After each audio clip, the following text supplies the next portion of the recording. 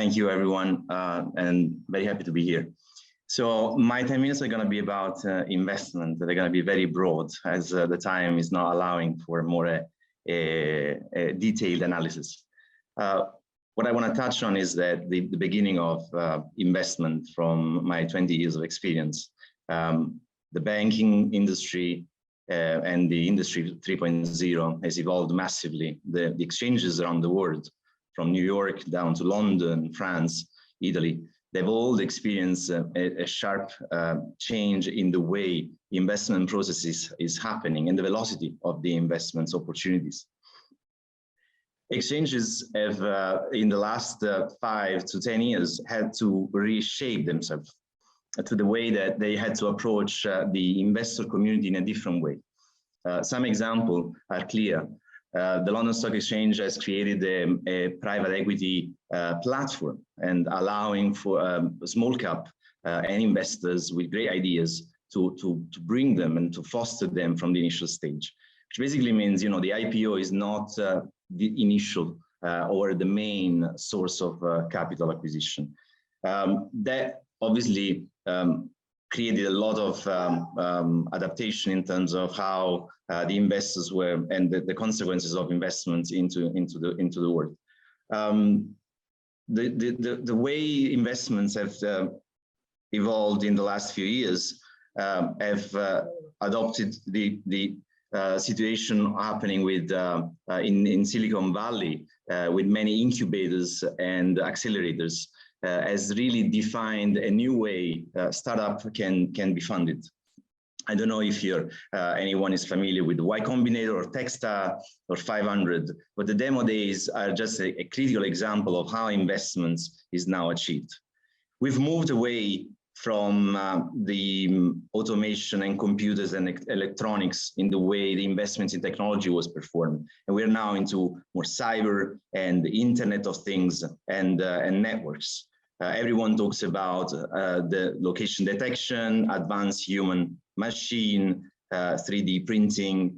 Everyone talks about how this is going to be able, this idea is going to be able to have an impact on networks and the network of networks. So the whole point, especially around technology, is about normalization of data, is about simplification, and is about accessibility.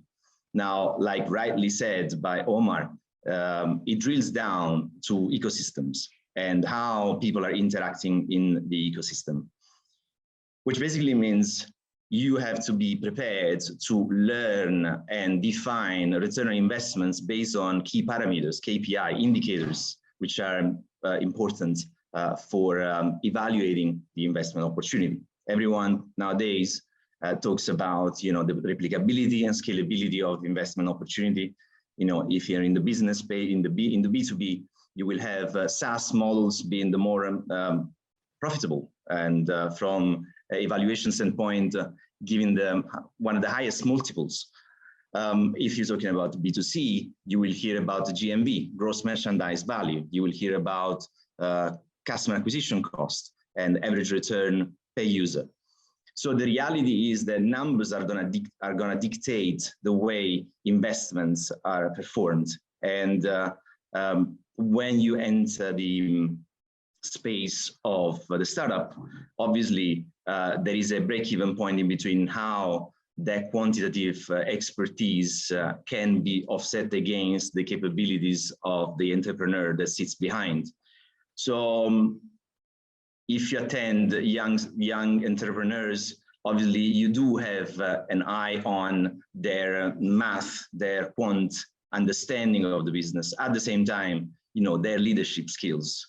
There is an element of creating the ecosystem, because what comes as a necessity is to foster these entrepreneurs. In the past, you would evaluate a company over a 5 years period or 10 years period. Nowadays, you can have unicorns in 12 months, which basically creates a fast track journey for the investors as well as for the entrepreneurs. Many funds have restructured themselves from closed-ended funds into open-ended funds, multi-products.